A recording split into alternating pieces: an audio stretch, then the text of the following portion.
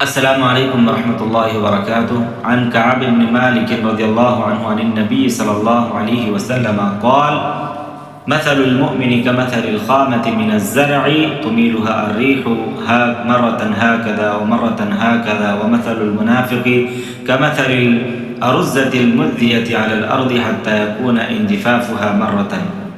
کعب بن مالک رضی اللہ عنہ سے روایت ہے کہ نبی کریم صلی اللہ علیہ وسلم نے فرمایا کہ مومن کی مثال اس تر و تازہ کھیتی کی جیسی ہے جسے ہوائیں ادھر ادھر جھکاتی رہتی ہیں، اور منافق کی مثال اس صنوبر کے درخت کی طرح ہے جو زمین پر سیدھا کھڑا رہتا ہے حتیٰ کہ ایک ہی دفعہ اچانک اکھاڑ لیا جاتا ہے.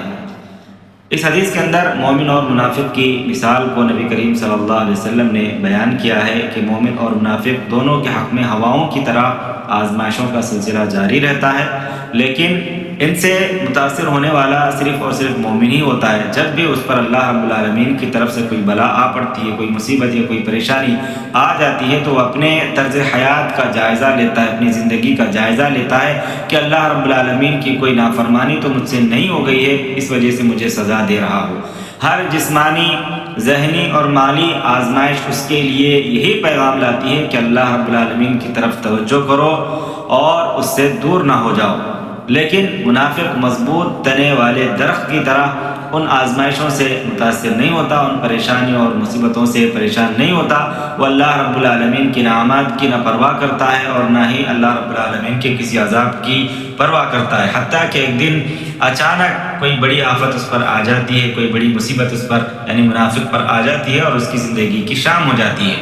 تو محترم سامعین کرام، ہمیں مومن کی طرح ہونا چاہیے. جب بھی کوئی مصیبت یا پریشانی آتی ہے تو ایسی صورت میں ہمیں اللہ رب العالمین کی طرف توجہ ہونا چاہیے اور اپنی زندگی کا جائزہ لینا چاہیے کہ کہیں ایسا تو نہیں کہ ہمارے کرتوتوں کی وجہ سے یہ مصیبتیں، یہ پریشانیاں ہم پر آ رہی ہیں. اور زندگی کا جائزہ لیتے ہوئے اگر ہم اپنی زندگی میں کوئی کمی، کوئی نقص یا کوئی نافرمانی، کوئی معصیت اگر پاتے ہیں تو ہمیں اس نافرمانی اور معصیت سے اپنے آپ کو دور کرنا ہوگا. اللہ رب العالمین سے دعا گوں کہ العالمین ہم تمام کو ہر آزمائش میں کامیاب ہونے کی ہمیں توفیق اور ہدایت نصیب فرمائے. آمین.